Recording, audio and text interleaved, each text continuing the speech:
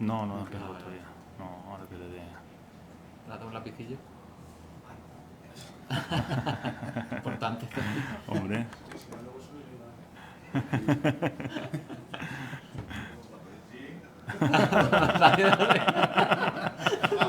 Coge, coge. Coge lo que quiera, hombre. Lo legal y lo ilegal, ¿no? No lo digáis. Que son secretos de... Esto no se ha puesto bonito, se ha puesto en un sitio estratégico.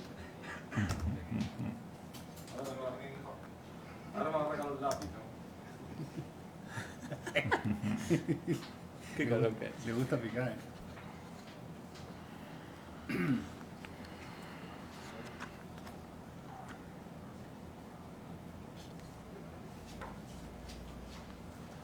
Pues. ¿Verdad, Felipe? Ya, pues dale y ya nos dice.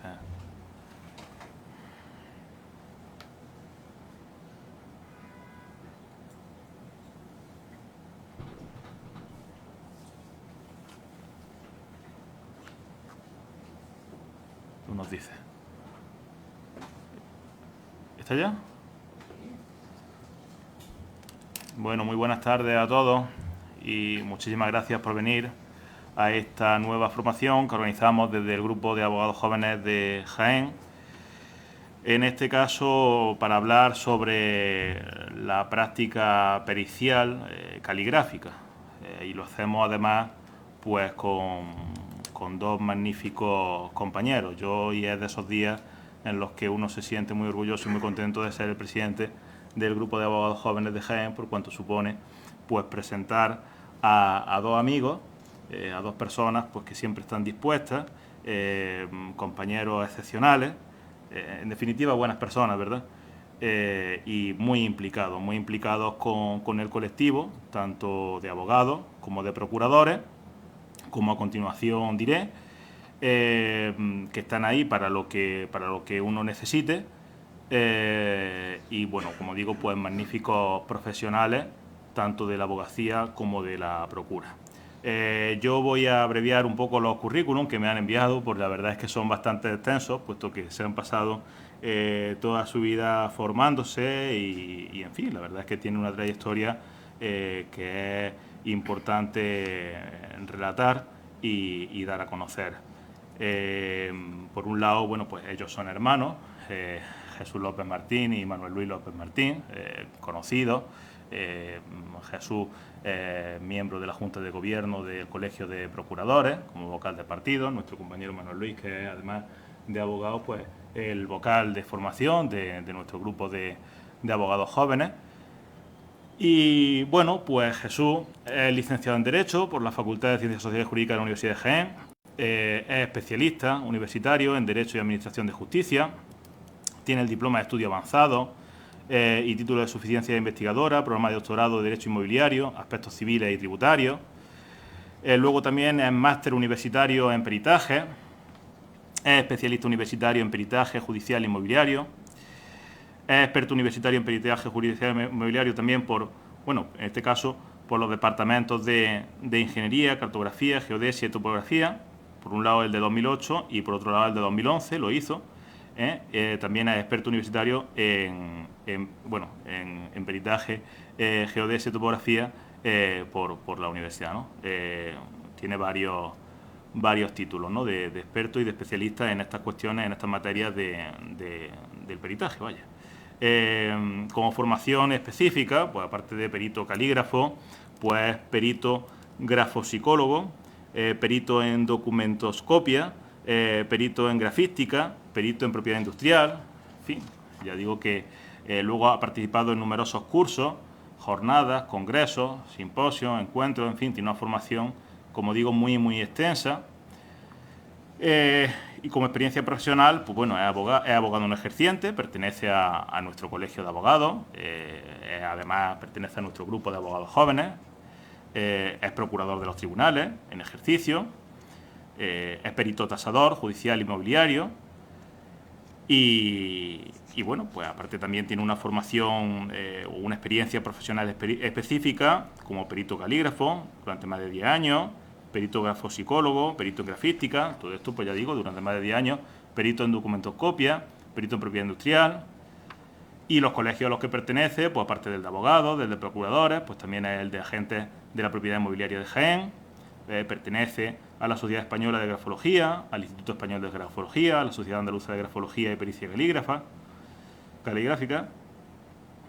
Y bueno, pues como he comentado, es vocal del Colegio de Procuradores, pertenece a la Junta de Gobierno de nuestro colegio hermano de procuradores. En ese colegio pues pertenece a la comisión o al presidente de la comisión del Exnet, y también es el delegado del servicio OPERI del Colegio de Agentes de la Propiedad Inmobiliaria en el Partido Judicial de Andújar. Eso por parte de Jesús, y por parte de Manuel, que tampoco se queda atrás. Pues bueno, él se graduó en Derecho por la Universidad Católica de Ávila. Ahí hizo el máster de Abogacía. Es además abogado rotal, abogado del Tribunal de la Rota, de la Nunciatura Apostólica de España. Es especialista en Derecho Matrimonial. Es perito calígrafo por la Sociedad Española de Grafología y Pericia Caligráfica. Es grafólogo por la Sociedad Española de Grafología y Pericia Caligráfica. Es perito judicial en documentoscopia por la Universidad Nacional de Educación a Distancia. Perito en propiedad industrial por la Universidad Nacional de Educación a Distancia. Y bueno, pues aparte de eso, es cofundador de esta firma, junto con su hermano, de la firma Grafium, el estudio jurídico pericial. Es abogado en ejercicio, es miembro de la Asociación Española de Abogados de Familia, y como he comentado al principio, pues es nuestro vocal de formación del grupo de abogados jóvenes. Lleva ya como vocal desde octubre del año 19. Es miembro del Consejo de la Federación Andaluza de Jóvenes Abogados, y además pues también es miembro de las comisiones de formación de nuestro Colegio de Abogados, de la Federación Andaluza de Jóvenes Abogados y de la Confederación Española de la Abogacía Joven. Bueno, pues como digo, currículum más que extenso, formación más que sobrada, y bueno, yo creo que nos van a dar unas prácticas muy buenas en materia de la pericial caligráfica, que muchas veces pues pasa desapercibida o no le prestamos la atención que muchas veces pues merece la pena prestarle, y yo creo que ellos nos van a dar una lección esta tarde bastante buena. Así que con ello os dejo. Buenas tardes, muchas gracias, Juanse, por la presentación y por el tan merecido elogio. Desde luego que es recíproco. Y, por supuesto, muchas gracias a los compañeros, a mis compañeros de la Junta Directiva del Grupo de Abogados Jóvenes por la invitación para que participemos en esta jornada y así podamos exponer, pues, en definitiva, nuestro trabajo diario como peritos calígrafos. Y, bueno, por supuesto, dar las gracias a los que nos acompañáis tanto presencialmente como de manera virtual. No quiero demorarme demasiado porque son varias las cuestiones que vamos a tratar, pero vamos, cuando nos tengáis que cortar y hagamos como una mesa, tipo mesa redonda, pues lo hacemos y dejamos las cuestiones prácticas o las cuestiones más técnicas, perdón, para otro día. Como digo, son muchos puntos los que vamos, varias cuestiones que la podéis ver en el dossier que os hemos facilitado, que la vamos a dividir en varios actos y que esperamos que, bueno, que sean de vuestro agrado. No obstante, si queréis que profundicemos en alguna cuestión en concreto, pues nos lo decís, ¿vale? En el primer acto vamos a conocer la prueba pericial caligráfica en el ordenamiento jurídico español. La actuación del perito calígrafo ante juzgados y tribunales y la relación abogado-perito calígrafo la va a abordar mi compañero Jesús, y finalizaremos con lo que hemos denominado la utilidad de la prueba pericial caligráfica para el abogado. Bueno, desde ya queremos indicaros que estamos a vuestra entera disposición para cualquier duda, consulta o cuestión que pueda surgiros, y lo digo, que no tengáis el más mínimo reparo en pararnos. También quiero recordar, por último, antes de empezar con la ponencia, que desde hace ya varios años suscribimos un convenio de colaboración con el Grupo de Abogados Jóvenes como Grafium Estudio Jurídico Pericial para cuanto podáis necesitar que esté relacionado con la pericia caligráfica, grafología o documentoscopia. Bien, como he recordado, vamos a comenzar tratando la prueba pericial caligráfica en el ordenamiento jurídico español. Es preciso que comience la intervención centrando nuestro objeto de estudio desde la base legislativa que regula la actividad probatoria en nuestro ordenamiento, para luego ya de una perspectiva genérica abordar la prueba pericial, que en segundo término podemos centrar específicamente la prueba pericial caligráfica. No deja de ser una especialidad dentro de la actividad probatoria en el proceso judicial. En este apartado, por reseñar entre los antecedentes históricos que se encuentran en España, que dan una idea del tratamiento legislativo del cotejo caligráfico, podemos, por no entretenernos demasiado, simplemente lo iré enumerando. Podemos empezar con la Lex Cornelia Fabia del año 78 después de Cristo. Se trata de la ley romana más antigua sobre falsificación documental, limitándose su contenido a materia de testamentería. El Corpus Juris Civilis del año 533 menciona el delito de falsificación, el Código Criminal Carolino de 654, el Fuero Jugo, el Fuero Real de 1255, donde trata de los falsarios y de la escritura falsa, el espéculo, el Código de las 7 partidas y bueno, 2 décadas después aparece la Real Orden de 9 de mayo de 1865, por la que los archiveros y bibliotecarios se presentan como los herederos para sustituir al recientemente disuelto Cuerpo de Revisores de Firmas y Papeles Sospechosos. La Real Orden del Ministerio de Fomento del 24 de marzo de 1887 recoge que es tarea de los tribunales designar los peritos calígrafos, como de hecho se venía haciendo. En igual sentido lo señala la resolución del Ministerio de Instrucción Pública de 11 de febrero de 1913.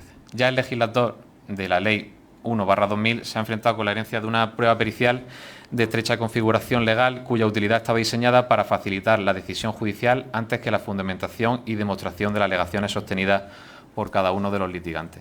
De lo anterior podemos colegir la importancia trascendental que tiene y ha tenido la historia legislativa en nuestra especialidad, y que desde las partidas hasta la actual ley de enjuiciamiento civil, pues la necesidad de garantizar adecuadamente la imparcialidad de los peritos ha condicionado la configuración de la prueba pericial en nuestro sistema de justicia civil. Ya en la actualidad, la prueba en cualquier tipo de proceso tiene una importancia más que notable, tanto así que la misma, formulada como el derecho a utilizar los medios de prueba, se configura por el artículo 24 de la Constitución como un derecho fundamental del que son titulares ambas partes procesales, que a su vez ampara dentro del derecho a la tutela judicial efectiva. Se trata, por tanto, de uno de los pilares del derecho a la defensa de las partes en el proceso, de tal manera que el inadecuado tratamiento de esta materia podrá ser causa de indefensión, pudiendo ser causa de recurso, pudiendo llegar a acceder incluso al Tribunal Constitucional a través del recurso de amparo. La posibilidad de realizar la prueba pericial se haya recogido en los artículos 335 y siguientes de la Ley de Enjuiciamiento Civil, donde se establece en su primer precepto que cuando sean necesarios conocimientos científicos, artísticos, técnicos o prácticos para valorar los hechos o circunstancias relevantes en el asunto o adquirir certeza sobre ellos, las partes podrán aportar al proceso el dictamen de peritos que posean los conocimientos correspondientes o solicitar, en los casos previstos en esta ley, que se emita dictamen por perito designado por el tribunal. Por tanto, es innegable la importancia de la prueba, en la medida en que los informes o dictámenes pues, determinarán la posición del jugador cuando se encuentre ante un conflicto. Con lo expuesto hasta el momento podemos ir haciendo una idea de la importancia que tiene en nuestro tema de estudio en la práctica, pues en la práctica diaria, en los juzgados tribunales, la labor de defensa del letrado. Centrándonos en la figura del perito, donde la prueba pericial pues, tiene su eje central, para definir la figura del perito, ¿quién es o quién se considera perito? Decimos que el perito judicial es una función que desempeña un profesional experto en una determinada especialidad y aparece en el proceso como una persona que aporta los conocimientos ya dichos a fin de que el juez pueda apreciarlos y aplicarlos a los hechos objeto de debate en un proceso, según se establece en el artículo 335 de la Ley de Enjuiciamiento Civil que ya he dicho. Por tanto, los peritos somos las personas con conocimientos especializados y, en principio, han de ser titulados, es decir, deben estar en posesión del título oficial que corresponda a la materia objeto del dictamen y a la naturaleza de este. El perito experto es una persona en la que necesariamente deben concurrir 3 circunstancias.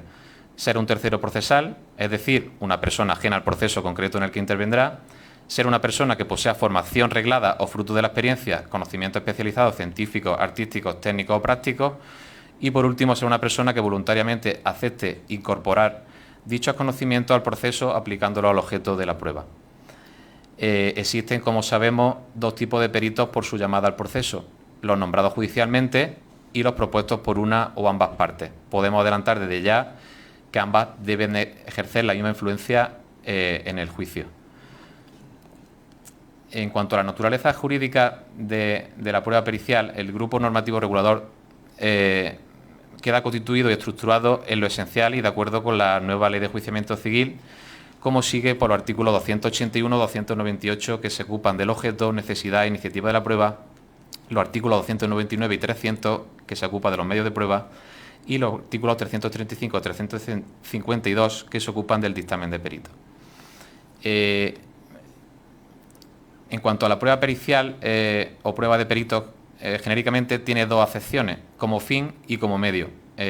Por la primera acepción persigue la demostración de la verdad o exactitud de un hecho del cual depende la existencia de un derecho, y por la segunda se identifica con el conjunto de recursos susceptibles de ser utilizados para obtener aquella demostración.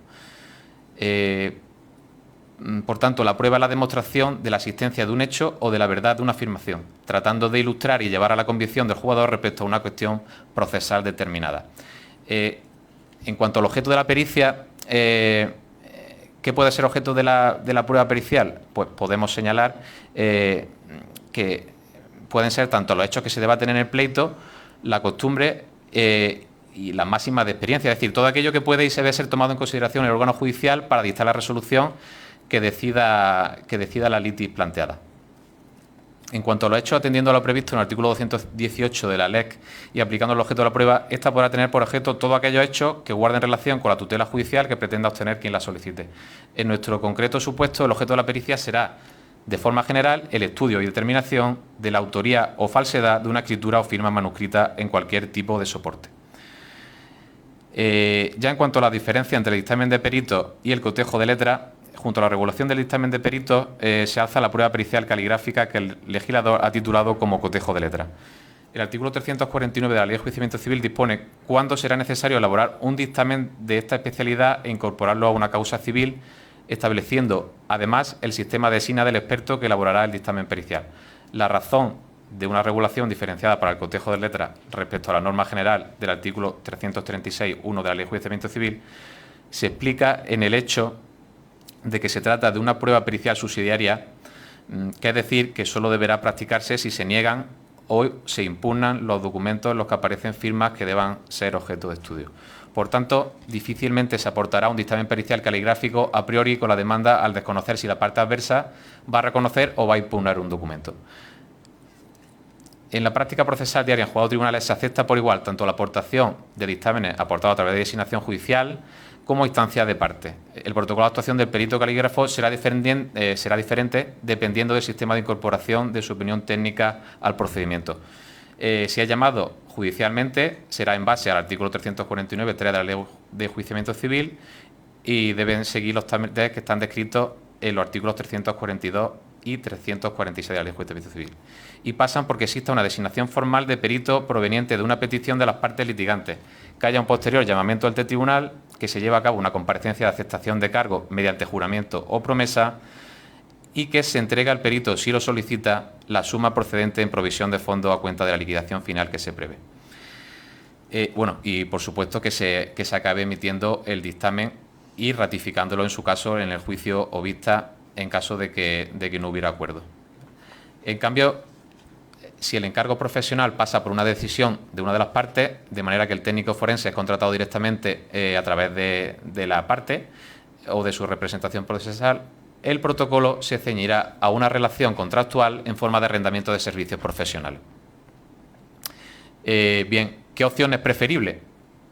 Bueno, pues en ambos casos la profesionalidad del perito debe ser la misma e igualmente su imparcialidad, y si el estudio pericial se ha llevado a cabo de forma correcta, pues alcanzará las mismas o mismas conclusiones finales. El perito privado, a diferencia del judicial, puede tener una ventaja con respecto al designado, al que se designa por vía judicial, como digo.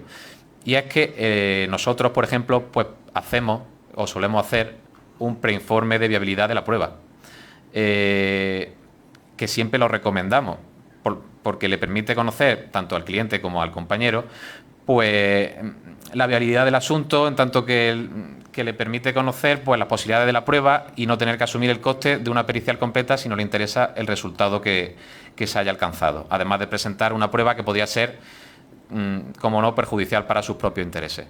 El perito judicial, en contra, emite directamente su informe y será en ese momento cuando se conozcan las conclusiones finales alcanzadas.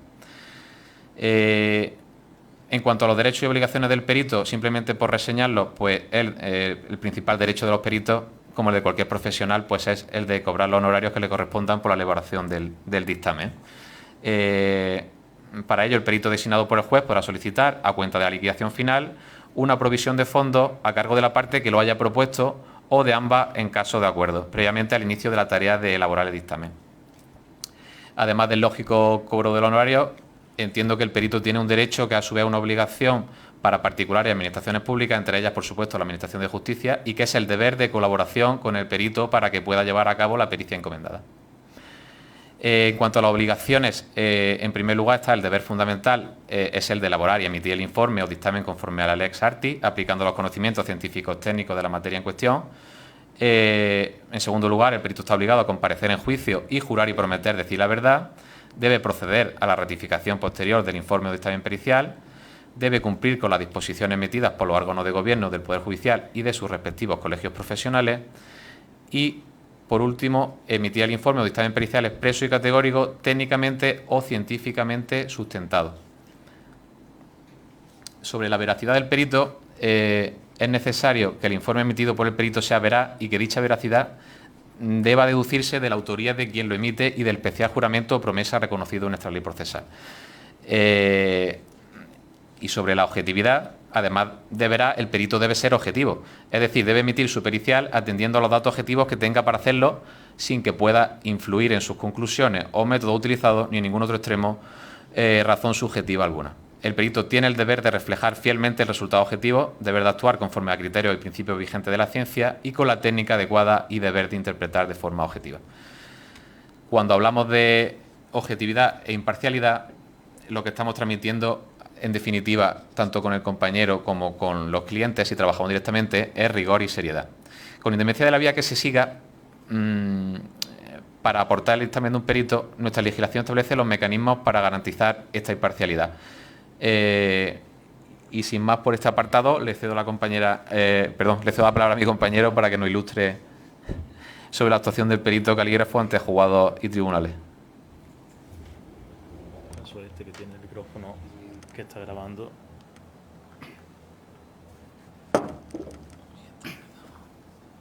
Muchas gracias. Buenas tardes a todos. En primer lugar, quería agradecer la invitación para organizar la presente jornada al Grupo de Abogados Jóvenes del Ilustre Colegio de Abogados de Jaén, a su presidente, mi amigo Juanse, a quien debo sin género de duda agradecer tan inmerecidas palabras que nos ha dedicado tanto a mi hermano como a mí al inicio. El aprecio y el cariño es mutuo, lo sabes ya de hace tiempo. Y cuando es un amigo quien te habla, pues puede ocurrir que tienda a la exageración, pero bueno, no por ello le reiteramos nuestro agradecimiento y que entendemos que no somos dignos de tal alabanza. Muchas gracias, Juanse. Como digo, es de agradecer la invitación en el día de hoy para hablar de nuestra actividad como peritos calígrafos, pues no es una materia que bajo nuestro criterio esté lo suficientemente expuesta entre el gran público y además por el foro en el que nos encontramos con compañeros letrados, con quien al final con quien tenemos que llevar a cabo el buen fin del asunto y trabajar en conjunto, que entendemos que es fundamental la transmisión y la explicación un poco de nuestra ciencia, al menos a grandes líneas, para que podamos colaborar. Gracias a todos los asistentes por vuestro interés y por vuestra presencia, tanto los que nos acompañáis hoy aquí en la sala como vía telemática a través de Facebook Live. Y reitero lo que ha indicado mi compañero. Por favor, cualquier duda, consulta, lo que queráis, por favor, nos interrumpí en cualquier momento y estamos a vuestra entera disposición. Siguiendo con la presentación de la jornada, vamos a intentar tratar la actuación del perito calígrafo ante juzgados y tribunales y la relación de abogado y perito calígrafo. Por lo que respecta al primer punto, la actuación del perito calígrafo comienza con la designación. Dentro del derecho positivo vigente deben diferenciarse con claridad los supuestos en los que el perito puede ser llamado a actuar. Básicamente son los siguientes: en la fase prejudicial, por persona física o jurídica, demandante o demandada indistintamente, o por su respectivo abogado, para la emisión de dictámenes o informes previos a la iniciación de un procedimiento judicial, para su aportación con el escrito de interposición de la demanda o querella o en su contestación. También puede ser una forma de ser llamado a actuar por el órgano jurisdiccional, a instancia de parte o de las partes interesadas en el litigio o en la querella o del Ministerio Fiscal, o de oficio por el órgano jurisdiccional que entienda del procedimiento, con independencia de la voluntad de las partes. Así, de este modo, la designación o nombramiento del perito puede llevarse a cabo a través de dos vías fundamentales. Por un lado, mediante la designación personal de parte, dando lugar a lo que se ha denominado pericial de parte, y de otro, la solicitud de designación judicial, dando lugar a lo que se denomina como pericial judicial. La ley, como ha indicado mi compañero, ha dejado claro que no existe preferencia de una sobre la otra, ni exclusión tampoco de una sobre la otra. Y el origen de la pericial no debe influir a la hora de su valoración, siempre que la misma cumpla los requisitos que marca la legislación vigente. Vamos a centrarnos brevemente en la pericial judicial, en la cual, aceptada por el juez la pertinencia y utilidad del medio de prueba propuesto, existen dos grandes sistemas genéricos y uno específico, circunscrito a supuestos muy concretos, que se aplicarán de forma subsidiaria para la designación de los peritos. El primero de ellos es el mutuo acuerdo de las partes sobre la persona o la entidad que debe emitir el dictamen pericial. Verificado este, así lo acordará el juez. Si no se produjese dicho acuerdo, será de aplicación el segundo sistema, consistente en un procedimiento establecido, como sabemos, en el artículo 341 de la LEC, que es un método aleatorio consistente en elegir a los peritos por medio de un sorteo, a través de unas listas que anualmente se envían por las asociaciones y colegios profesionales a tal fin. Tomando dicha lista como referencia, se realizará un sorteo ante el secretario judicial y la primera designación que se obtenga servirá de referencia, de tal forma que las sucesivas designaciones se efectuarán por orden correlativo. Pasaríamos posteriormente al llamamiento, a la aceptación y el nombramiento del perito. Establece, como indica el artículo 342 de la nueva Ley de Enjuiciamiento Civil, que en el plazo de 5 días se comunicará al perito titular de la designación su nombramiento. El llamamiento entendemos, como ha señalado muchas veces la doctrina, que debe realizarse de la manera más ágil posible. Y para ello, lo lógico y lo ideal es que exista una coordinación entre los colegios profesionales o instituciones, de tal forma que la designación sea lo más inmediata posible. Verificada la designación, dispondrá a los expertos, como decimos, de otros 5 días para que manifiesten la aceptación del cargo. Si lo aceptan, el juez procederá al nombramiento, que requerirá por parte del perito el juramento o promesa de decir verdad, del artículo 335.2 de la Ley de Enjuiciamiento. El perito hay que indicar que solamente puede rechazar el cargo, alegando justa causa, que además el tribunal ha de juzgar suficiente. Aceptado el cargo, se efectúa el nombramiento y el perito deberá realizar, en la forma que el tribunal disponga, el juramento o la promesa, como venimos indicando. Otra cuestión capital, de la que puede depender en cierta manera, y así lo demuestra la realidad diaria, el éxito de la regulación del dictamen pericial, es el tema también en torno al tema de tasación, impugnación y pago de las costas procesales, el tema de la provisión de fondos a cuenta de la liquidación final de honorario. Es decir, la cantidad de dinero necesario y suficiente que permita al perito realizar su actividad. Se percibe, como sabemos, anticipadamente y que podrá solicitar el perito designado en los 3 días siguientes a su nombramiento, aunque también sabemos que lo habitual es que se haga en el mismo momento de la aceptación, en el acta. Verificada la solicitud, el juez decidirá sobre la misma mediante resolución, que revestirá la forma de providencia judicial, y aceptada la solicitud, el tribunal ordenará a la parte proponente del medio de prueba, siempre que no tenga reconocido el derecho de asistencia jurídica gratuita, que en el plazo de 5 días haga efectiva la cantidad aprobada en concepto de provisión de fondos. De no verificarse ese depósito, la consecuencia es doble. Por un lado, el perito queda exento del deber de emitir el dictamen y por otro, no será posible una nueva designación, lo que impide el empleo de este medio de prueba. Bajo nuestro criterio, nos parece muy acertada la previsión de la Ley de Enjuiciamiento Civil en relación a esta cuestión de la provisión de fondos, ya que, evidentemente, si se exige a los peritos un trabajo riguroso, el mismo rigor debe presidir todo lo relativo a su remuneración. Esta nueva regulación viene a solventar un problema que venía ocurriendo en la anterior Ley de Enjuiciamiento Civil, que al final acarreaba problemas para el conjunto de la actividad y podía incluso conducir a problemas de impago y problemas que evidentemente no son deseados por nadie. Si pasamos a lo que es el informe o dictamen pericial, que es el núcleo esencial de la prueba, la nueva Ley de Enjuiciamiento Civil regula únicamente aspectos concretos de la elaboración del dictamen y solo en el caso de peritos designados judicialmente, ya que en el caso de los nombrados por las partes, la elaboración es una actividad evidentemente extraprocesal y que queda fuera. Es interesante indicar que la nueva regulación de la Ley de Enjuiciamiento Civil del año 2000 restringe la presencia de las partes procesales, circunscribiéndola en su caso a la mera presencia. Evidentemente, la elaboración del dictamen exige para su posterior sostenibilidad una actividad interna del propio perito, un razonamiento, una operación intelectiva y lógica del sujeto que le llevará, aplicando una metodología de estudio propia y rigurosa, a alcanzar un resultado en relación con el objeto que ha sido sometido a su pericia. Dicho dictamen deberá ser entendido en el sentido común del término, motivado, fundamentado, de tal forma que deberá ser posible para el experto explicar los motivos y los razonamientos que le han llevado a concluir en un determinado sentido, a la vez que responder a las preguntas a las que eventualmente será sometido. A este documento, evidentemente, se le conoce con el nombre de dictamen pericial o informe pericial. Lo podríamos definir como el documento en el que el perito plasma los conocimientos especializados que posee sobre las cuestiones que se hayan sometido a su consideración, así como las conclusiones a las que ha llegado mediante la aplicación de esos conocimientos a determinados hechos u objetos concretos. El dictamen pericial, por exigencia legal del artículo 336.2, debe ser entregado por escrito, en papel. En su redacción, el perito además podrá usar el idioma castellano, el idioma oficial de la comunidad autónoma, donde vayan a practicarse las actuaciones judiciales de conformidad con el artículo 142.3 del mismo texto legal. Las partes del informe, en ocasiones lo que nos suele preocupar no es el contenido o el dictamen del mismo, sino cómo plasmarlo por escrito, por lo que el hecho de tener unas pautas o un pequeño guión nos puede facilitar y entender el contenido del dictamen pericial.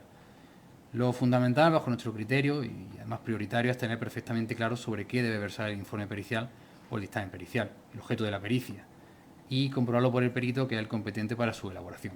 Se debe proceder a su estudio y análisis con toda la documentación que tenemos en nuestro poder y concluir en el modo que se considere a la vista de la prueba practicada.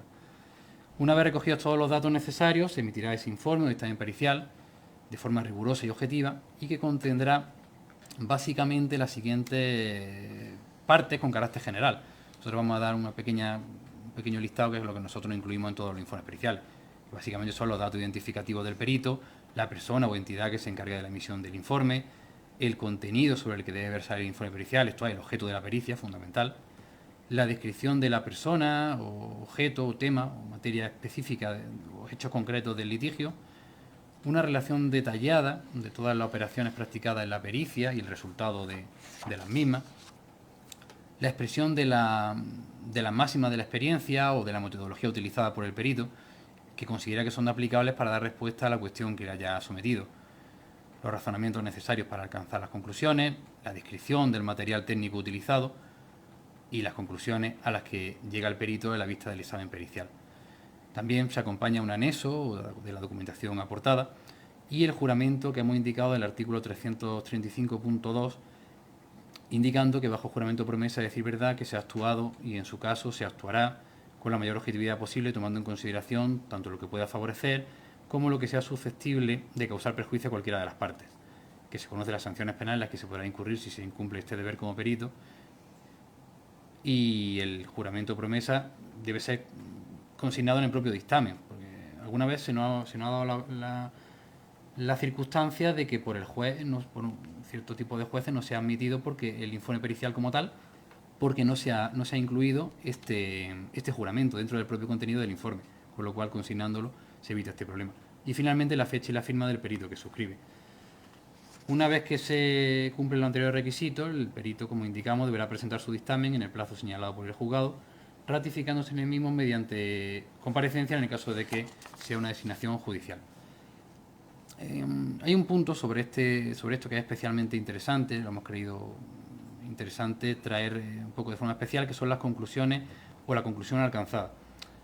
Sabemos que la mayoría de los letrados vamos directamente al fallo de la sentencia y en un informe a las conclusiones alcanzadas, la piedra angular sobre la que vertebra el mismo, y entonces bueno, vamos a centrar brevemente en lo que nosotros llamamos las 5 Cs, que son las 5 características que una conclusión en un informe pericial debe cumplir. Bajo nuestro criterio, una conclusión debe ser siempre correcta, evidente. Si la conclusión alcanzada no obedece a la realidad, sobra todo lo demás. Debe ser completa. Y completa lo digo en cuanto que se debe dar respuesta al objeto del informe pericial. E incluso en el caso de no poder ser atendido el punto o alguno de los puntos del estudio, se deberá hacer constar y los motivos por los que no se puede dar. Debe ser una conclusión clara, no debe contener ningún género de duda ni ambaje en la misma. No es extraño encontrar, nosotros nos pasa por nuestra experiencia, informes de peritos en los que en sus conclusiones ni afirman ni desmienten categóricamente nada de lo que se les pide. Con lo cual, esto, poca operatividad podrá tener ese informe en el proceso y no digamos ya en una hipotética vista, una defensa del juicio en sala. Y además, las conclusiones deben ser concisas. Entendemos que se debe atender y dar respuesta a lo que se pide sin más adornos innecesarios por parte del perito. Finalmente, una conclusión debe ser congruente, en tanto es el resultado del estudio que precede a las conclusiones, deben ser consecuentes con el mismo. Una vez que se elabora este dictamen, el perito, como indicamos, dará traslado del escrito resultante al juez en el plazo que se le haya señalado. Esta emisión del dictamen supone participar del resultado de la actividad pericial y probatoria a las partes y al juez, es decir, podemos llamarlo su exteriorización, hacerlo visible dentro del proceso judicial. La emisión del dictamen pericial finalmente se consuma, si así lo desean las partes o el juez lo solicita, en el juicio o vista, mediante la actuación en dicho momento procesal del perito, cuya intervención disciplina con gran amplitud y minuciosidad el artículo 347 de la Ley de Enjuiciamiento Civil. La contradicción en sala se materializa en función de lo solicitado por las partes y acordado por el juez, en aplicación de los criterios de pertinencia y de utilidad. La actuación del perito en juicio puede venir determinada también por el ámbito del procedimiento en el cual estemos actuando. Si nos hallamos en el ámbito del juicio ordinario y atendiendo a las posibilidades de la aportación del dictamen pericial conforme a lo ya expuesto, es posible que las partes pidan o el juez valore la conveniencia de que el perito deba comparecer a la vista del pleito principal. En este caso, y conforme a lo expuesto en el artículo 429.5 de la LEC, se debe citar al perito con tiempo suficiente, a través de la llamada citación judicial, que es la más común de los efectos, o incluso puede ser solicitada su citación a través de la parte, en caso de ser propuesto por una designación de parte. También,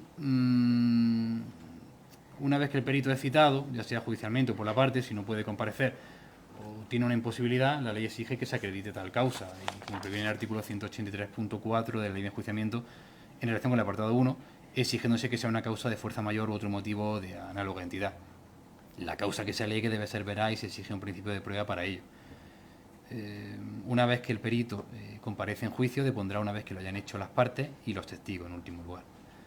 Y como indicamos, la actuación vendrá determinada por la solicitud de las partes, lo cual implica que puede ir desde la simple ratificación con aclaración de algún extremo de su pericial hasta la explicación comparativa de varias periciales. También es posible que las partes lo pidan y el juez también lo acuerde en ese sentido, incluso pudiendo el juez ofrecerlo a las partes o decretarlo de oficio, que se realice un careo entre peritos en el caso de que existieran varias periciales contradictorias. Esto, bajo nuestro criterio, es algo muy frecuente y, sin embargo, muchas veces sería muy esclarecedor cuando la postura de los peritos está muy encontrada, además de poder dotar a la vista, al acto del plenario, de un mayor dinamismo. La ley, como indicamos en su artículo, la Ley de Enjuiciamiento Civil, en su artículo 347, viene a determinar cuáles son las actuaciones que puede realizar el perito. Como indicamos, puede ser la que pida a las partes, puede exponer completamente su dictamen pericial, puede explicar el dictamen o alguno de sus puntos que no hayan quedado suficientemente expresados o a criterio de las representaciones procesales estén un poco oscuros, tengan algún ambaje o necesiten alguna aclaración. Puede responder a preguntas y objeciones que se le formulen, ya sea sobre el método utilizado, las premisas de las cuales parte, las conclusiones a las que llega o cualquier otro aspecto relevante. Puede además responder a las solicitudes que se le hagan sobre ampliar el dictamen, a otros puntos conexos con el objeto del dictamen, siempre que pueda hacerlo en el acto. Evidentemente, si no puede hacerlo en el acto, tendrá que solicitar al juez un plazo para poder estudiarlo y determinarlo. Tan importante es que el dictamen sea riguroso en su preparación, la argumentación, contenido, conclusiones, la redacción, los anexos aportados, como indicamos, y presentación, como su exposición oral, dado el caso ante el tribunal. En la exposición verbal de un dictamen es fundamental que las diferentes partes de la exposición, bajo nuestro criterio, se hallen hilvanadas, de forma que resulte algo lógico, natural, no forzado.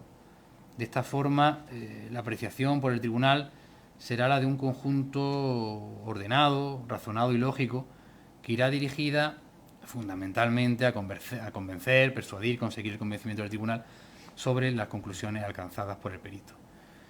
Hay que decir que un buen dictamen pericial perdería mucho valor si posteriormente su exposición y defensa fuese torpe. La exposición tiene que ser ágil, amena, clara, que transmita y convenza con seguridad y firmeza. Al final, está claro que la finalidad del perito es transmitir sus conocimientos técnicos, sus argumentos y convencer al jugador, llevándole al pleno conocimiento del parecer del perito.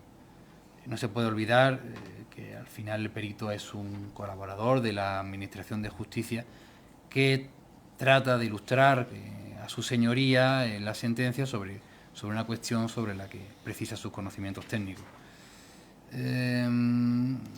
La comunicación verbal, como ha indicado María Jesús Rodríguez, es fundamental en la formación integral del perito. Saber presentarlo y defenderlo ante los tribunales es parte esencial del trabajo pericial. Ahora podríamos hacer una pregunta. ¿Cómo debe responder el perito en sala? Esto es una cuestión que cada perito al final lleva de una manera y nos encontramos de todo tipo. Nosotros bajo nuestro criterio y es una opinión muy personal, consideramos que el buen perito debe ilustrar al letrado en su momento sobre ciertas cuestiones que puedan preguntarle en sala, además, por supuesto, de las que el mismo tenga ya preparadas. Nosotros entendemos que es un trabajo en equipo y quien mejor conoce la ciencia pericial caligráfica es el perito, por lo que puede perfectamente ilustrar al letrado en este aspecto. Y esta cuestión es cuando cobra especialmente relevancia en el momento de una pericial contradictoria, su defensa en sala, y es cuando va a ser esencial esa colaboración y se va a materializar. Vamos a pasar a continuación a un aspecto que hemos querido denominar la relación abogado-perito-calígrafo, de una forma muy genérica, pero bueno, vamos a contener algunos aspectos que creemos que son de interés.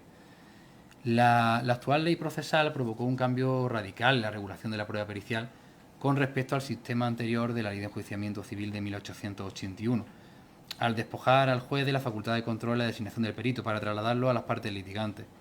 Ahora las partes no solo tienen la facultad de aportación inicial de los dictámenes periciales, sino que también tienen una auténtica carga procesal. La nueva Ley de Enjuiciamiento Civil hay que indicar que ha obligado al colectivo de abogados y al de peritos a estrechar aún más sus relaciones para colaborar conjuntamente en la elaboración y presentación de las pruebas periciales. Como hemos indicado, estamos al final predestinados a trabajar en equipo si se quiere alcanzar una sentencia estimatoria de nuestras pretensiones y de la defensa de nuestros clientes. Con el presente estudio queremos plantearnos también una cuestión que a veces nos hacen, ¿no? ¿Quién debería decidir el nombre del perito que ha de intervenir en el proceso? Podría ser el mismo cliente que el que debe buscar al perito, puesto que al final es quien va a sufragar el coste del mismo. El abogado también puede ser, porque es el director del asunto y realmente es el que tiene conocimiento del fondo, del procedimiento. El procurador, que diariamente acude a los juzgados y tribunales y puede tener un conocimiento de muchos profesionales que actúan en esa materia. Una asociación o colegio profesional, en fin.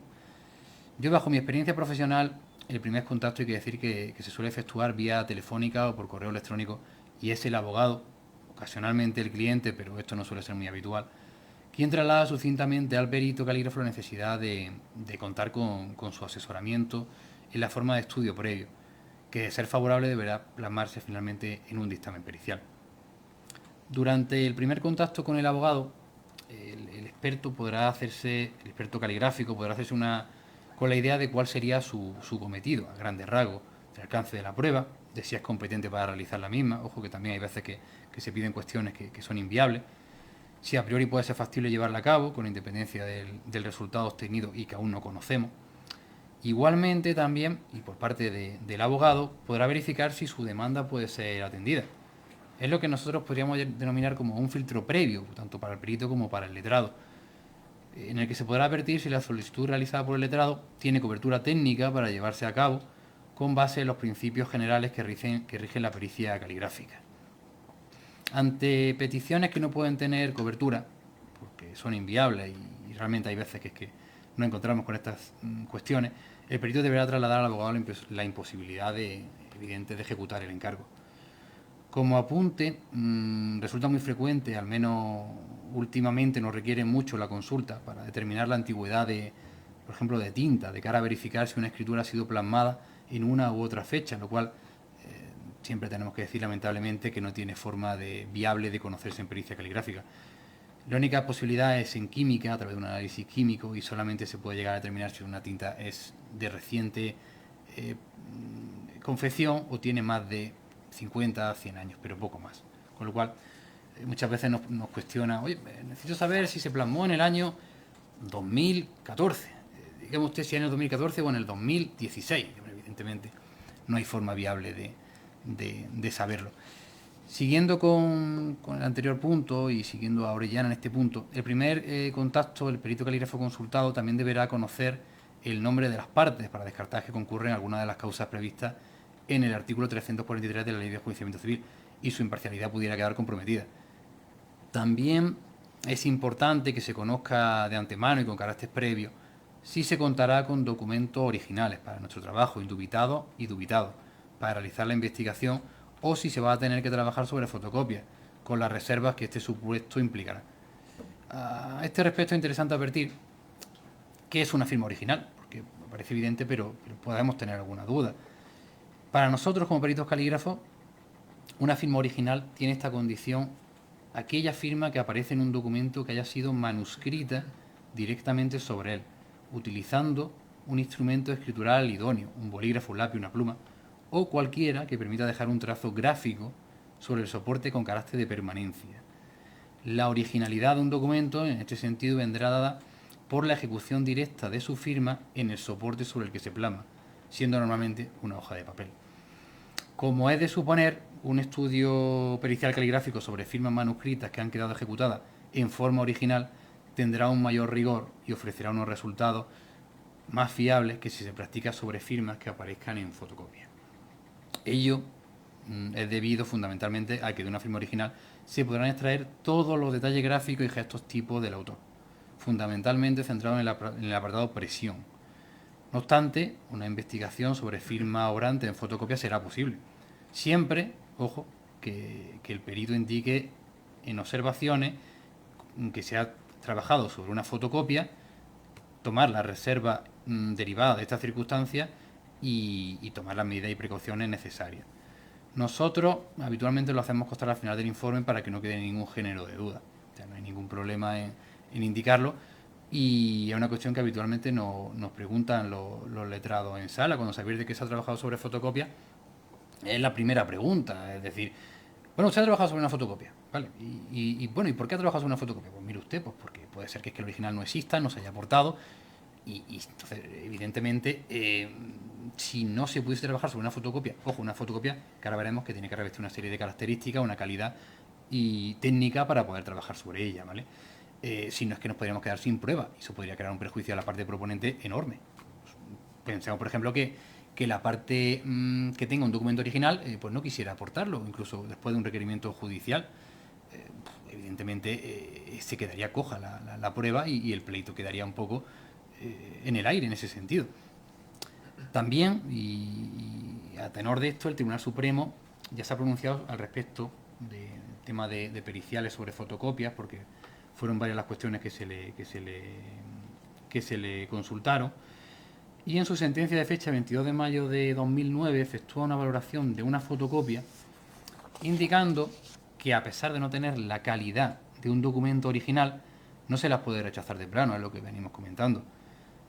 Si queremos hacer constar, puesto que puede existir muchos tipos de fotocopias y muchos tipos de calidades, que las mismas deben tener un mínimo de calidad precisa para acometer el estudio, y ello además en consonancia con la firma o texto manuscrito perital. Puede darse el caso, y no es raro, de ciertos tipos de firmas que por su especificidad y por la calidad de la fotocopia, el informe pericial caligráfico pueda haberse mermado, incluso pueda imposibilitar el objeto de estudio. Pensemos, por ejemplo, se me está ocurriendo el caso, ya no tanto, porque ya el fax es ya una herramienta del pasado prácticamente, pero el fax distorsiona la escritura. Entonces, ahí, por ejemplo, pues sí que evidentemente, si notamos que ha sido transmitido vía fax o algún otro tipo de técnico, pues tendríamos que descartarlo. En referencia a esto y al valor probatorio de las copias reprográficas y cotejo, y que, a diferencia de lo que establecía la Ley de Enjuiciamiento Civil de 1881, reconoce la fuerza probatoria de la fotocopia de documentos, con lo que se pone fin a una doctrina contradictoria que venía en el Supremo, que sobre el valor probatorio de las fotocopias no averadas ni cotejadas con sus originales existía en la jurisprudencia. Así, igualmente se ha pronunciado la doctrina mayoritaria al respecto, como Robles Llorente y Vega Ramos. Una tercera cuestión que debe dirimirse, siguiendo con la reunión, esta primera reunión entre el perito y el letrado, es de la manera más concreta posible qué es lo que el abogado pretende establecer con la petición que le está trasladando al perito, es decir, el objeto de estudio y la investigación. Nosotros, por nuestra experiencia, el letrado muchas veces aborda la prueba pericial caligráfica con una expectativa muy alta o con una particularidad de detalles que pretende hacer valer a priori. En este sentido, al final el trabajo nuestro como perito va a ser ajustar, centrar el objeto de la cuestión conforme al final las posibilidades técnicas que pueda tener y recomendar al letrado, una vez que conoce el objeto de la prueba pericial, cuáles son las mejores formas de llevarla a cabo. Al final es una colaboración mutua, que es lo que venimos indicando desde el principio. A la vista de la petición y del material de estudio, tanto el dubitado como el indubitado, con el que se cuente, se podrá plantear distintos escenarios. El primero será el de confirmar la imposibilidad de llevar a cabo la investigación. El segundo podría permitir desarrollar únicamente una parte de la investigación. Y el tercero, finalmente, y el deseable, permitirá realizar en su totalidad la prueba pericial caligráfica propuesta y planteada al perito.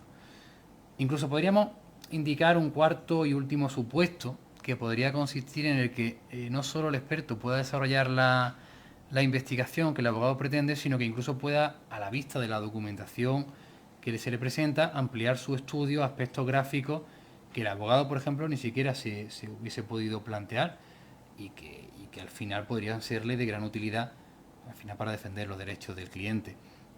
Al final, volvemos a lo mismo, es aquí donde se comprueba el trabajo en equipo, letrado-perito, y la función que asume el perito como máximo entendido en la materia y de asesor técnico del compañero letrado. Siguiendo con la exposición, hay que indicar que ha aceptado el presupuesto que emite el perito, concretadas las cuestiones que deberán desarrollarse y recibir la provisión de fondos, lo cual siempre nosotros recomendamos dejarlo plasmado en una hoja de encargo profesional, como hacemos con nuestros clientes, porque va a ser una garantía para todas las partes intervinientes. El perito calígrafo deberá iniciar el proceso de investigación. El perito deberá contar con los documentos que vayan a ser objeto de su estudio, que al final eminentemente son los que contienen la firma auténtica y la firma dubitada, de ser posible, y como hemos indicado antes, en formato original.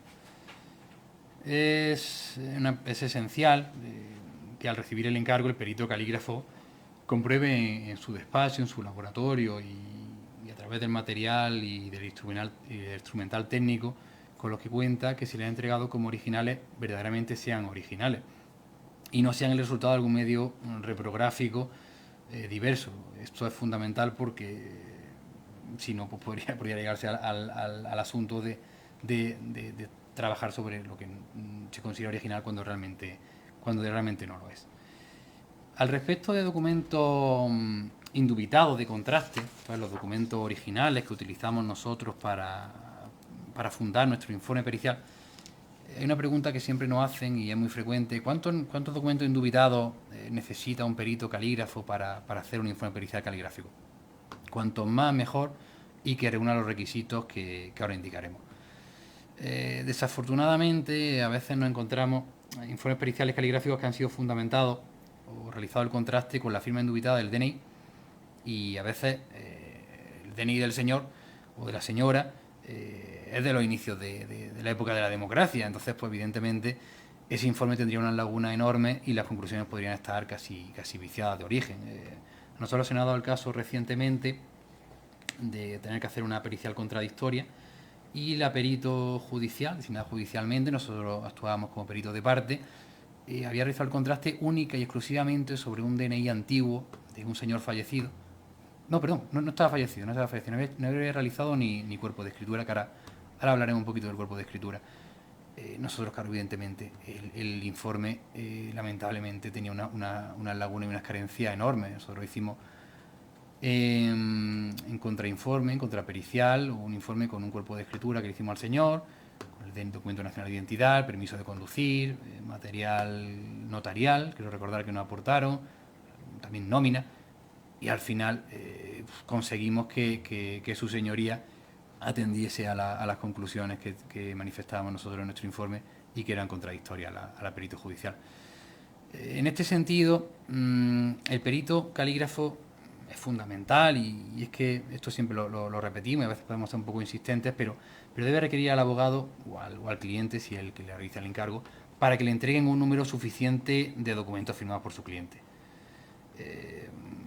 Porque muchas veces no va a ser posible acceder a firmas orantes en escritura, documentos públicos notariales, o en la depositada de los archivos del documento nacional de identidad de la policía de cada provincia, en fin, todos los documentos que se consideran como indubitados de acuerdo con el artículo 350.2 de la Ley de Enjuiciamiento Civil. El perito calígrafo también, como documento indubitado, podrá utilizar firmas que hayan quedado manuscritas en cualquier tipo de documento, siendo las más comunes los contratos privados, nóminas salariales, declaraciones de impuestos, comprobantes de pago, documentos derivados del tráfico mercantil, documentos bancarios, etc. Estos documentos deberán ser debidamente filtrados y seleccionados por el perito para descartar aquellos que no resulten útiles a los fines que se propone. Por mi experiencia profesional y dado que las personas, evidente que cada vez firmamos menos, menos de forma manuscrita, nosotros solicitamos todos los documentos que pueda facilitar la parte, y aunque posteriormente el trabajo de selección de filtrado sea mayor, pero hay que solicitarlo para tener esa base. Sobre este punto, y resulta interesante resaltar, hemos hablado de la firma indubitada, pero no lo hemos definido, ¿no? ¿Qué es una firma indubitada?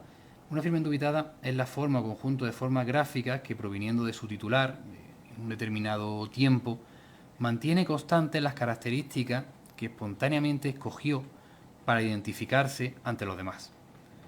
Es una forma un poco técnica, pero bueno, al final es la base de poder considerar un documento como indubitado o no indubitado. Sobre la base de esta definición, y así se ha pronunciado mayoritariamente la doctrina, hay que reiterar que una firma indubitada debe ser, en primer lugar, original, puesto que solo ella, como hemos indicado antes, en relación a la firma indubitada, nos ofrecerá toda la información gráfica de su autor. En segundo lugar, deberá ser aconsejable contar con firma indubitada en cantidad suficiente, como hemos indicado, porque ello al final nos permite reconocer las constantes gráficas y de valor identificativo que se repiten en todas las muestras y verificar en su caso el margen de variabilidad que puede tener. Y en tercer lugar, y esto es muy interesante, se debe contar con firmas indubitadas que sean coetáneas a la fecha de la dubitada. Significa esto que las muestras auténticas deberán hallarse en un estado, como ha indicado la doctrina, grafo evolutivo, similar a la firma que se cuestiona, teniendo en cuenta que la firma de cualquier persona evoluciona a lo largo de los años en un proceso evolutivo que nosotros básicamente, y bueno, todos los técnicos coinciden en que se tiende a la simplificación conforme va avanzando la edad. Por lo que si tenemos firmas indubitadas próximas en el tiempo a la firma dubitada, podremos saber si la evolución es coincidente con los modelos comparados. Y por tanto se tratará de un elemento relevante de concordancia. Este requisito, no poco importante, como indicamos, de la coetaneidad, se convierte en esencial cuando analizamos firmas de edad avanzada. Personas que con el tiempo va mermando por alguna degeneración, alguna capacidad cognitiva que se va deteriorando. Evidentemente es fundamental ver la evolución que haya podido tener. Al final, el problema reside en muchas ocasiones, aunque parezca mentira, en la obtención de muestras indubitadas y no resulta siempre fácil. En cualquier caso, para poder llevar a cabo la pericia caligráfica, esa muestra gráfica indubitada, según el tipo de cotejo que se encarga el perito, requiere los siguientes requisitos.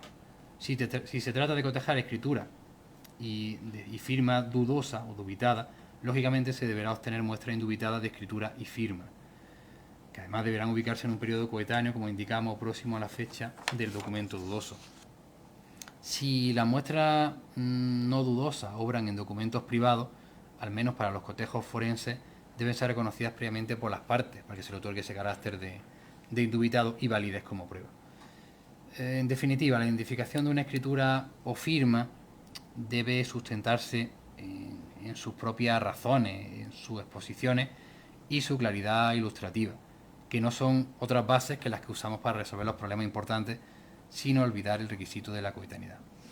Esto es, hemos de tomar firma indubitada lo más cercanas posible en el tiempo a la fecha que consta en el documento dubitado. Además, y a colación de lo que hemos indicado, he adelantado antes, siempre que sea posible se deberá realizar lo que se denomina un cuerpo de escritura para el cotejo. Viene recogido en el artículo 350.3 de la Ley de Enjuiciamiento Civil y consistirá en obtener una muestra gráfica de puño y letra de la persona cuyas firmas han sido comparadas con la muestra dubitada. Será siempre, y esto es importante, una muestra complementaria al resto de firmas indubitadas con las que ya se contará. La finalidad de este acto pues no es otra que la de conseguir muestras espontáneas del modelo escritural habitual de su autor, lo que no siempre, lamentablemente, resulta posible, ya sea por causa involutiva, o sea, el nerviosismo de la persona que realiza el cuerpo de escritura, o causa voluntaria. A veces hay una intención predeterminada del autor, lamentablemente, del cuerpo de escritura, de forzar o distorsionar la escritura en el propio cuerpo de escritura. Ahí entra también la actividad del perito de poder denotar ese intento de autofalsificación de la escritura para evitar que pueda entrar al proceso un documento que no debe tener esa cualidad de indubitado. Una breve descripción sobre cómo debe realizarse un cuerpo de escritura, porque a veces los juzgados, cuando acompañamos al cliente y demás, en fin, muchas veces el secretario judicial, el funcionario de turno, le dice, bueno, siéntese ahí, firme, tal, copie la Ley de Enjuiciamiento Civil, tal. Evidentemente, lo fundamental es que la persona se encuentre cómodamente sentada. Por supuesto que esté el perito también para verificar que el cuerpo de escritura se está realizando correctamente. Que se encuentre cómodamente sentada delante de una mesa, que tenga un tablero liso, firme, intentando en la medida de lo posible, y si se conocen las mismas condiciones de elaboración de la firma dubitada, reproducirla. Deberá realizarse siempre bajo dictado, bajo las instrucciones del perito que debe estar presente, y sin que el escribiente tenga a la vista fundamental el documento dubitado, para evitar la tentación de intentar modificar el mismo. Como indicamos, hay veces que nos encontramos de todo, y eso también, estar más realizado un cuerpo de escritura y tomarlo como base, como documento indubitado de un informe pericial, pues también puede ser un motivo para atacarlo. Al final, pues se trata de actuar con la mayor diligencia debida. Otra pregunta que podíamos realizarnos en este punto, ya por ir cerrando, ¿qué debe estudiarse en un informe pericial caligráfico? Podemos indicar que dentro del rigor científico que debe dirigir al profesional siempre la pericia caligráfica, es interesante para el jurista que se enfrenta con esta prueba sepa de forma, aunque sea esquemática y a modo de guía, para que no se necesitan grandes conocimientos periciales caligráficos, sino una buena capacidad de observación, las características que lleva a cabo el perito, que debe llevar a cabo el perito, en la identificación de la autoría de una firma. Podríamos decir que, bueno, estos son innumerables y casi podríamos dedicar una jornada entera a indicar y describir las pautas escriturales y gestos tipo que el perito calígrafo puede llegar a analizar y estudiar en su informe pericial. Pero sí que queremos indicar, aunque sea de un modo genérico, las principales características o gestos tipo, que nosotros llamamos, que deben estudiarse en el cotejo de una firma o de una escritura. El tamaño, la presión ejercida, la oscilación pendular, que es el movimiento de la grafía dentro de la caja escritural, la dirección de línea, la rúbrica, el tipo de rúbrica, la forma, cohesión, inclinación. Características luego más específicas pues pueden ser, y muy determinantes también, como pueden ser el comienzo y cierre del óvalo, las descomposiciones silábicas o las formaciones grupales de letras, accidentes gráficos, omisiones, repeticiones, tachaduras, temblores, muy interesantes, falta de ortografía, falta de puntuación, la calidad, la marcha, la tensión, el calibre del trazo, los rasgos de ataque o iniciales de la palabra. Estos son gestos inconscientes que realiza la persona y que son muy determinantes. Gestos fugaces típicos y atípicos, esto es, pues, se denomina idiotismo, y son cuestiones que podríamos ver que cualquier persona que vea puede decir, oye, qué letra, qué escritura más extraña tiene, qué forma de hacer la A, la O. Pueden ser también muy determinantes para una cierta pericial caligráfica. Incluso los signos atribuidos a una posible enfermedad psíquica, también pueden ser temblores, empastamientos, brisados. la estructura y componentes de las letras mayúsculas, las barras, subrayados, tildes, amplitud y forma de las curvas, forma de los finales de palabras, temblores, angulosidades, grado de orientación de las líneas respecto de la línea de base imaginaria, distancia entre la línea de base y las letras que superen o no lleguen a dicha línea, las fluctuaciones que una letra puede tener dentro de la línea de base, podría ser una escritura imbricada.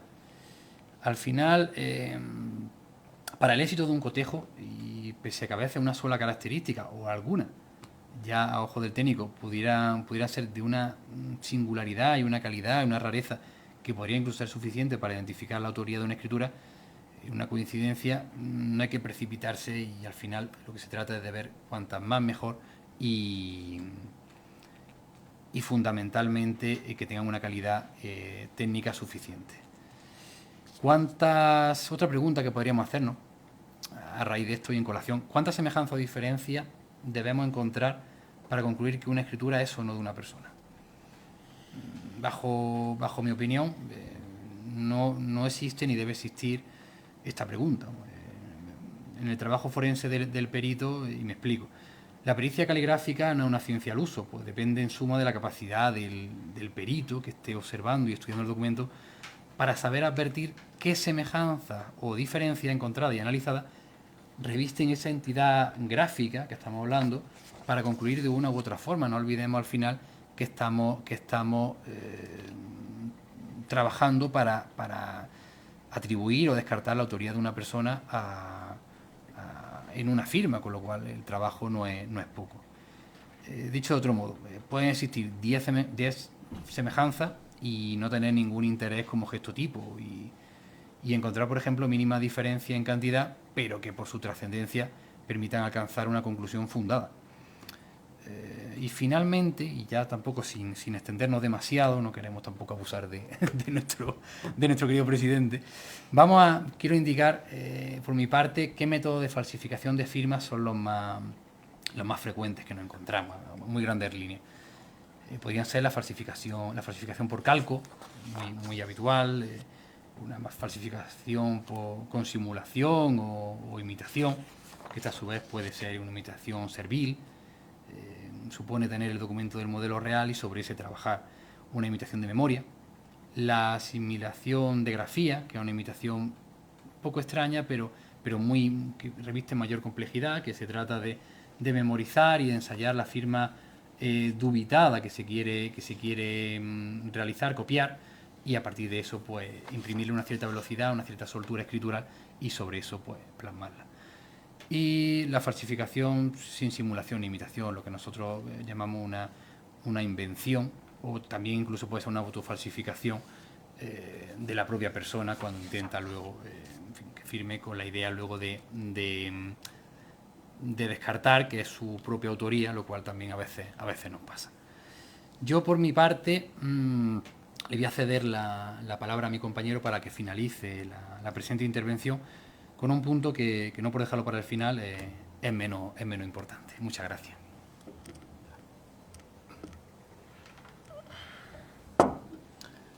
Bueno, pues encantado de saludaros nuevamente y lo más breve posible, porque yo creo que lo más interesante es que podamos responder a todas las dudas que tengáis de la prueba pericial caligráfica en sí. Simplemente me ha parecido interesante, en cuanto a la utilidad de la prueba pericial caligráfica, elaborar nosotros mismos unas preguntas que puede que os surjan, ¿vale? Y ya terminamos. Por ejemplo, ¿qué criterios generales deberían seguirse para decidirse por un perito? Pues únicamente yo miraría que ese perito tenga una titulación oficial, o una cualificación o una especialización necesaria, que como ya se ha dicho exige el artículo 340 de la Ley de Enjuiciamiento Civil, o que el perito tenga otras actitudes, como que sepa defender bien el informe, que domine la práctica en su ciencia, que tenga un buen trato con el letrado, incluso el precio. ¿Cómo y quién fija el objeto del dictamen que debe realizar el perito? ¿Y cuáles son los límites que debe prevalecer en la relación profesional entre abogado y perito? Pues bajo mi experiencia profesional, el perito debe cumplir dos requisitos básicos: formación y honestidad. para nosotros son la piedra angular de nuestro trabajo. Formación, puesto que es la base de la ciencia, y que sea esa formación que sea continua para estar perfectamente adaptado a la realidad del tiempo que nos toca. Especialmente actualización en cursos sobre la diversidad de medios de falsificación, medios técnicos, reprográficos, etc. Y honestidad con nosotros mismos, con nuestro trabajo, con nuestros clientes y, en definitiva, con la Administración de Justicia, pues de poco sirve a un perito muy calificado que falte a la verdad. Lo que nosotros llamamos que haga un encargo, un perito a la carta, vamos, que no haga el trabajo que nosotros queremos. Entiendo, y no ha pasado muchas veces, que hay muchos encargos que deben quedarse en el cajón, ¿vale? Porque ya le digo que no apreciamos viabilidad para acometerse. Además de ello, profesionalidad, responsabilidad y trabajo en equipo son fundamentales para desarrollar correctamente el trabajo. Otro criterio a tener en cuenta para escoger al perito designado de parte es identificar el tipo de especialidad pericial necesaria y, dentro de ella, la subespecialidad que más se ajuste al caso en concreto. El abogado debe preocuparse en identificar la especialidad pericial que se ajusta al caso en concreto, porque no es lo mismo precisar un perito calígrafo que un grafólogo o que un experto en documentoscopia. Exigir, como ya he dicho, una titulación oficial o averiguar la colegiación de ese perito.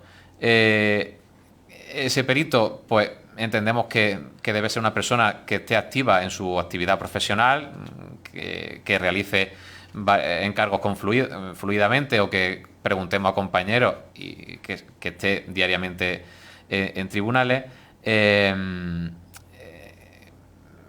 En definitiva, a tener una experiencia contrastada, valorar las actitudes escritas y orales del perito, valorar la capacidad del perito para interactuar con el abogado, asegurarse que el perito no incurre en los motivos de tacha, que ya ha dicho mi hermano, y, por supuesto, el coste de los servicios, que también, claro, pues es importante.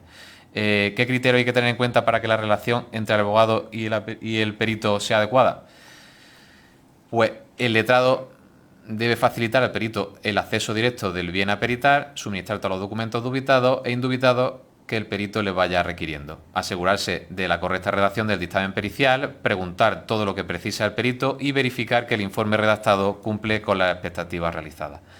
También preocuparse por destacar las actitudes, capacidades y titulación del perito escogido. Nosotros se lo solemos decir a los compañeros, cuando me refiero a compañeros digo letrados también, que nos pregunten esto en sala. O sea, la primera pregunta, dígame usted la titulación que tiene, ¿vale? Esto es muy interesante y entendemos que debe de quedar claro, ¿vale? Para desacreditar a otro posible perito. Estamos en una disciplina en la que, desgraciadamente, pues actúan peritos pues de todo tipo, y en algunas ocasiones muchos de ellos pues sin la debida formación técnica. Podemos apuntar una idea básica de trabajo, pero bueno, ya han sido apuntadas, que el abogado debe hacer un seguimiento del trabajo, debe aceptar las sugerencias que le pueda hacer el perito sobre la manera de plantear el objeto de la prueba a desarrollar. El abogado no debe predeterminar o dar por supuesta la conclusión a la que el perito llegará. El abogado únicamente debe pretender del perito que alcance la verdad técnica sin imponer la voluntad que pueda determinar los intereses del procedimiento. El abogado debe leer y estudiar el informe pericial una vez realizado y, en su caso, puede recomendar al perito alguna modificación de cara únicamente a mejorar la adecuación al hilo argumental de defensa que se vaya a utilizar. Y, por último, el abogado debe preparar con el perito el interrogatorio de preguntas que le va a formular tanto a él como al resto de peritos en la actuación, en el acto del juicio. ¿Qué utilidades o qué puede aportar el perito calígrafo al abogado? Pues cuando un documento presentado en el curso de un procedimiento es impugnado, no en cuanto a su valor probatorio, como habitualmente solemos hacer, sino en cuanto a su autenticidad, la cuestión de poder probar y acreditar esa autenticidad o falsedad del mismo se vuelve imprescindible, y el perito calígrafo va a resultar imprescindible en esta función. Además del proceso civil, la prueba a practicar puede conducir a un proceso penal por falsedad documental, incluso por estafa procesal. Sobre el proceso penal, pues ya podemos advertir las consecuencias que tendría. Por ello, la utilidad práctica de la prueba pericial es enorme y determinante en estas circunstancias. Me ha pasado a veces hablar con compañeros en el momento de contratar los servicios que me han dicho y oye, me dicen, pues nunca había necesitado los servicios de un perito calígrafo y ahora lo necesito porque es determinante. Y cuando se discute, más cuando se discute la autenticidad de una escritura, pues tenemos que concretarlo, ¿vale? Además de la prueba pericial, de la pericia caligráfica, que fundamentalmente versa sobre la determinación de autoría o no autoría de una escritura o firma, existen otras disciplinas que también son muy interesantes para el letrado, como la grafología, que es una ciencia de estudio de la personalidad a través de la escritura y como test proyectivo permite conocer la personalidad del escribiente a través de lo que denominamos 10 líneas y una firma. La documentoscopia también, como disciplina que estudia la falsificación y o manipulado o alteración documental, y por supuesto para todo ello estamos a vuestro servicio. Sí que me gustaría hacer un pequeño inciso, si lo veis interesante, para hablar de la firma digital, porque nos lo vienen preguntando muy a menudo. Si tenemos tiempo... Sí, te voy a preguntar por eso. Vale.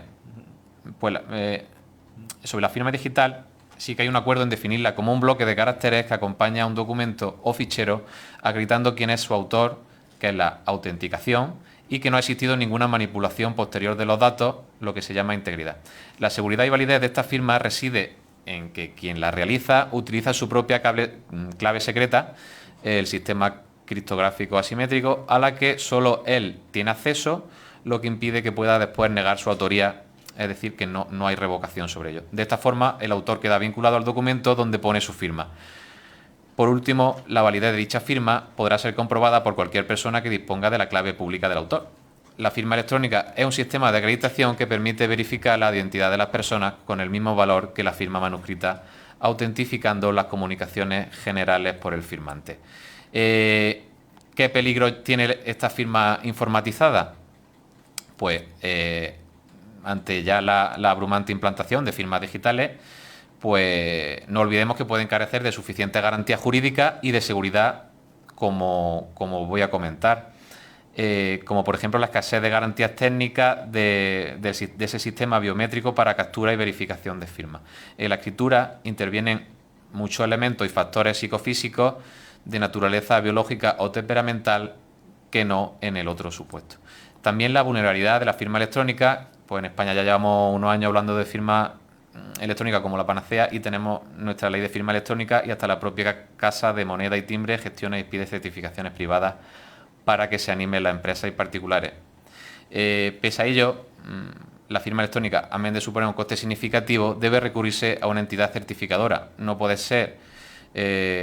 comprarse a la firma autógrafa, aunque tenemos que ser realistas y convivir con ella. Como digo, ¿puede tener la firma digital equivalencia a la firma manuscrita? Pues partiendo de lo que he dicho, podemos deducir a modo de conclusión que si bien la firma digital tiene la condición de ser reconocida, a menos de tener legalmente equivalencia funcional a la firma manuscrita, ello solo puede pregonarse en relación a los actos configurados de modo electrónico y siempre que se coteje y contemple desde el mismo soporte digital del que salió. Dicho en otras palabras, desde el punto de vista legal, una firma digital impresa en papel deja de tener efectos jurídicos, ya que al ser impresa pasaría a ser en ese momento una imagen inserta o pegada en un documento, de modo que la firma digital solo y únicamente despliega su consecuencia jurídica en el propio entorno y soporte digital en el que se crea. Bien ha sido apuntado por la doctrina, que no podemos olvidar que va en el artículo 3 del Real Decreto Ley 14/1999, 17 de septiembre, al establecer los efectos jurídicos de la firma electrónica avanzada y que haya sido producida por un dispositivo electrónico seguro de creación de firma, tendrá, respecto de los datos consignados en forma electrónica, el mismo valor jurídico que la manuscrita, valorándose en suma conforme a la regla de la sana crítica en base, entendemos, al oportuno informe pericial, en este caso más tema informático, ¿vale? A modo de conclusión, podríamos indicar que el perito calígrafo tiene una función esencial en la Administración de Justicia, que a raíz de la reforma legislativa operada en la Ley 1/2000, letrado y perito, calígrafo especialmente, y sobre todo a instancia de parte, deben trabajar en equipo para conseguir la mejor forma de defender los derechos de su cliente. El perito calígrafo está al servicio de la Administración de Justicia, pero debe ser facilitado al mismo cuando precise para que pueda desarrollar con solvencia su actividad pericial. el trabajo del perito calígrafo se desarrolla desde el minuto cero, es decir, desde la fase de designación hasta el momento de la ratificación en sala, debiendo reunir tanto los conocimientos técnicos necesarios, fruto de su formación, como saber defender el informe pericial en sala, y que, como ya he dicho en varias ocasiones, que formación y honestidad deben ser los pilares sobre los que se asiente la actividad pericial. Y sin más, muchísimas gracias por vuestra atención, espero que haya sido productiva la jornada y estamos a vuestra disposición para responder a las cuestiones que tengáis. Bueno, pues muchísimas gracias. Muchas gracias.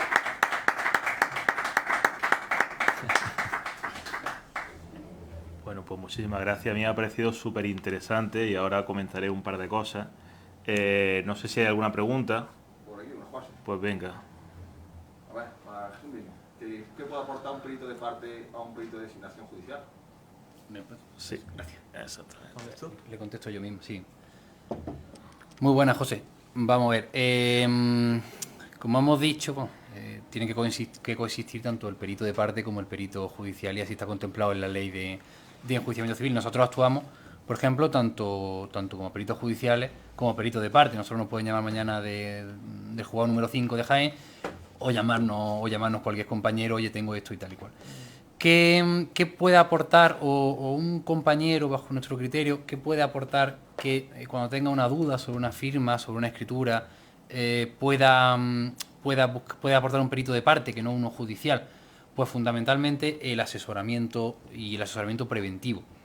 ¿Para qué? Pues para poder llegar a alcanzar una conclusión, tener lo que nosotros es habitual que realizamos, como ha indicado Manuel, un preinforme de viabilidad, en el que pues, se le indica al compañero, al cliente que lo precise, qué posibilidades tiene la prueba, ¿vale?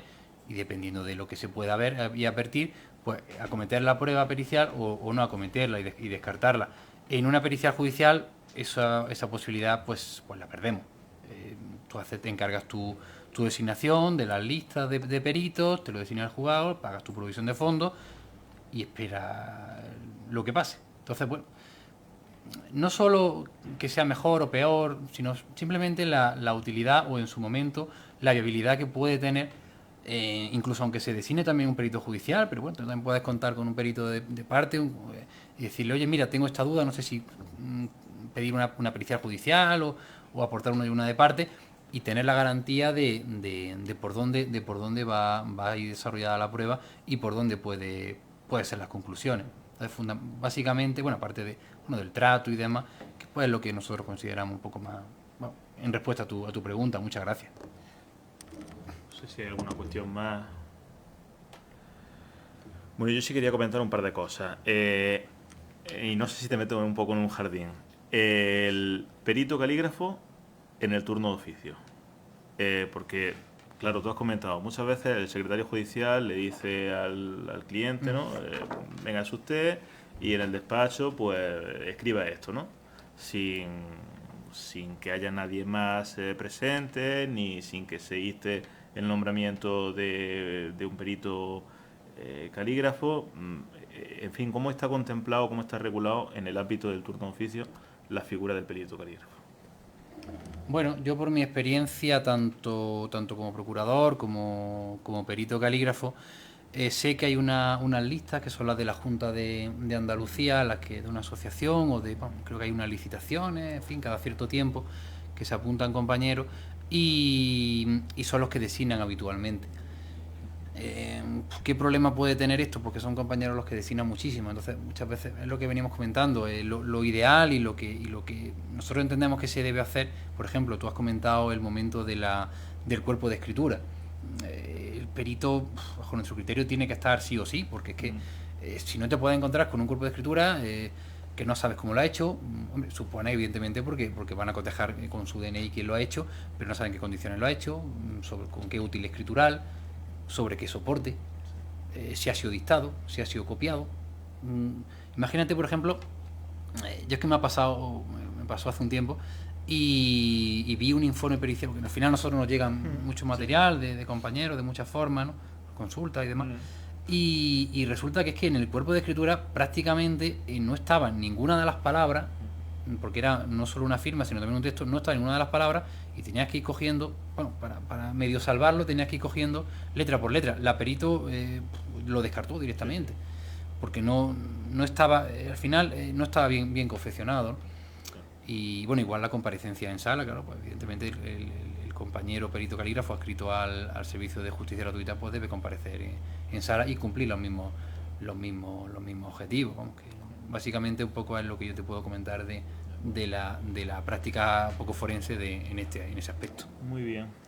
Bueno, la otra pregunta era en relación al tema de la firma digital, pero bueno, como ya lo ha comentado en las conclusiones Manuel, pues no hace falta recalcarlo, pero era sobre esa cuestión porque es verdad que ya no se firma tanto manualmente, se firma con firma digital y es verdad que eso pierde la validez genera compromiso. cuando sale por impresión, por así decirlo. Claro, efectivamente pierde porque al final no deja de ser las propiedades del certificado digital. Eso, al final es una imagen. Exactamente. Entonces, claro, se puede copiar y pegar. Efectivamente, así es. Documento. Muy bien, pues muchísimas gracias a ambos por esta magnífica exposición. Muchas gracias. Nos vamos a despedir, pero vamos a tener un detalle con vosotros para que tengáis un recuerdo de esta jornada. Muchas gracias.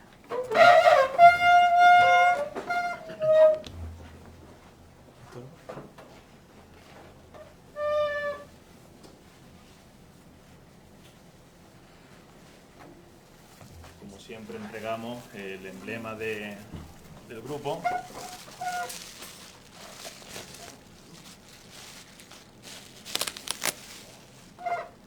Un agradecimiento por su ponencia al procurador don Jesús López Martín, Jaén, 2 de junio de 2022. Muchísimas gracias, Juanse. Muchas gracias.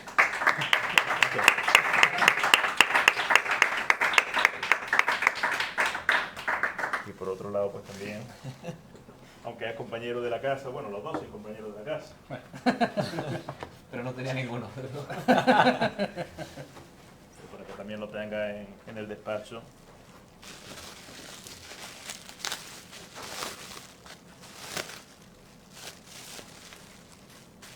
Un agradecimiento por su ponencia al abogado don Manuel Luis López Martín, Jaén, 2 de junio de 2022. Muchas gracias.